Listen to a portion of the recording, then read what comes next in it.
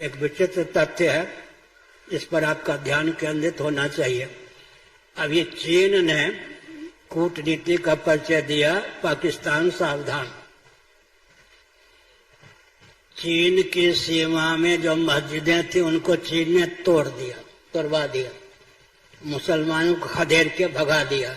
अब वो हिमायती बनता है पाकिस्तान का, और चीन कूटनीति का प्रयोग कर रहा है कि पाकिस्तान को भारत से भिड़वा दे। जितने मुसलमान सज्जन पाकिस्तान में हैं या भारत में हैं, चीन की इस कूटनीति को समझें।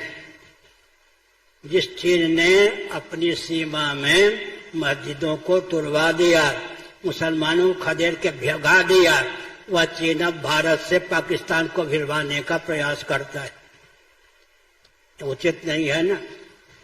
मैं किसी का नाम अनास्था पूर्वक नहीं लेता, लेकिन संकेत करना चाहता हूं। जिन्ना क्या चाहते थे? देश के विभाजन के बाद भी जिन्ना की बेटी बंबई में रही या नहीं? देश के विभाजन के बाद भी मनमोहन सिंह जी पाकिस्तान छोड़ के भारत में आके बसे या नहीं? आज पाकिस्तान की क्या दशा है? जो जो क्षेत्र, जो जो भूभाग भारत से पृथक किए गए, उन सब की दुर्दशा है। हमने संकेत किया, एक विशाल वट का वृक्ष हो, एक एक वृक्ष की शाखा, उस वृक्ष की शाखा टूट जाए, वट शोभाहीन हो जाएगा, लेकिन जो शाखा टूटेगी वो तो सूखी जाएगी, जलने का काम हो जाएगी।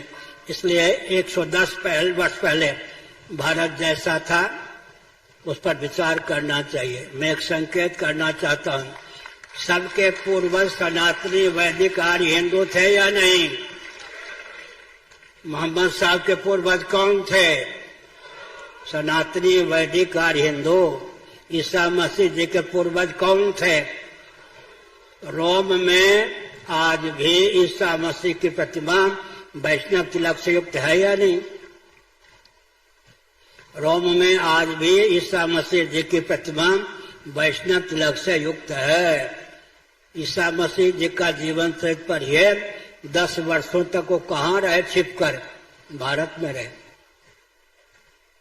ईसा मसीह जी की समाधि भी, जिसको कब्र कहते हैं मुसलमान, जम्मू कश्मीर में है या नहीं? आरएसएस के संचालक होते थे सुदर्शन जी, उन्होंने हमको कहा ईसा मसीह को फांसी की सजा दी गई, फांसी के तख्ते पर लटका दिया गया। लोगों ने समझा थोड़ी देर में प्राणांत हो ही जाएगा, चलो। धीरे धीरे ईसा मसीह जीवित निकले, नीचे उतरे, यात्रा करते हुए भारत आए। आज भी जम्मू कश्मीर में उनकी समाधि, उनका कब्रिस्तान प्राप्त है। इसका अर्थ क्या होता है? रोम में ईसा मसीह जी की प्रतिमा वैष्णव तिलक से युक्त है ही। सबके पूर्वज सनातनी वैदिक आर्य हिंदू थे। अब हिंदुओं का जो सिद्धांत है वो दर्शन, विज्ञान, व्यवहार तीनों दृष्टियों से परिपुष्ट है। कोई भी विश्व का व्यक्ति चुनौती नहीं दे सकता, लेकिन अपने पूर्वजों की देन जो है उस पर हमको गर्व होना चाहिए, उसका अनुशीलन करना चाहिए और भारत को भारत के रूप में ख्यापित करने का प्रयास करना चाहिए।